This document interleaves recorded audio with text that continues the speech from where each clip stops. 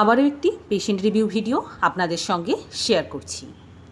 এই ব্যক্তি ফিস্টুলার সমস্যায় দীর্ঘদিন কষ্ট পাচ্ছে। উনি আমার ক্লিনিকে আসবার আগে দু ধরনেরই ট্রিটমেন্ট নিয়েছিলেন। হোমিওপ্যাথিক মেডিসিন প্রায় 6 মাস খেয়েছেন, কিন্তু কোনো রেজাল্ট পাননি। এরপরে পেশেন্ট প্রায় হতাশ হয়েই অ্যালোপ্যাথিক সার্জনের কাছে যান।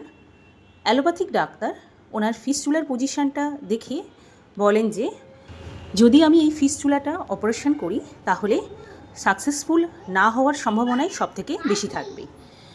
তার ফলে ওই জায়গা দিয়ে অনেক সময় পায়খানা বা পুঁজ রক্ত সবসময় এইসব সমস্যা আপনার দেখা দিতে পারে।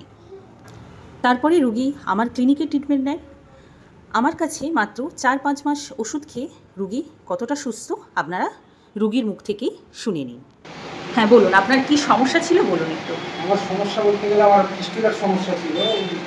বীজ খাবার খেলে 15-20 দিন পর মানে ফোড়া টাইপের হতো, হওয়ার পরে ফেটে যেত, আবার ঠিক থাকতো, আবার 15-20 দিন পরে আবার হতো। ওটা পেকে যেত জিনিসটা, ওটা চলতো, কন্টিনিউয়াসলি চলতে। অ্যালোপ্যাথিক ডাক্তার দেখিয়েছিলাম, উনি বলেছিলেন যে আমাকে ভিতর যে শিরাটা ছিল, শিরাটা মানে অনেকটা ভিতরের দিকে ছিল, অপারেশন করলে রিস্ক ছিল, পায়খানার সাথে সমস্যা হতে পারে, পায়খানা ওই মানে ওর মাধ্যমে বেরিয়ে আসতে পারে ওই জায়গাটা, ওই জন্য অপারেশন হবে না। তা ওই জন্য এই ডক্টর দিদিকে দেখিয়ে আমি মানে এখন পুরো কিছু ঠিক আছে। মানে আপনার আর কোনো ফিস্টুলার যে পেকে যাওয়ার সমস্যা, রস টস পুঁজ রস কিছুই হয় না তো?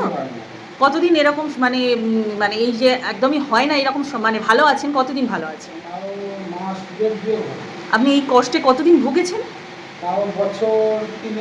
বছর তিনেক ভোগার পরে মোটামুটি আমার এখানে 4-5 মাস ওষুধ খেলেন, মোটামুটি মানে 4-5 মাস যত সম্ভব আর কি, 5 মাসের।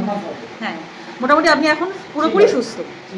ঠিক আছে, এখন একটা অন্য সমস্যা নিয়ে এসেছে, তবে এই সমস্যা ফিস্টুলা সমস্যা হ্যাঁ 15 দিন মোটামুটি যে সমস্যা, এখন যে নতুন যে সমস্যা নিয়ে এসেছেন এর মধ্যে 15 দিন ওষুধ খেয়ে আপনি সুস্থ মোটামুটি। ঠিক আছে তো? ঠিক আছে, ধন্যবাদ।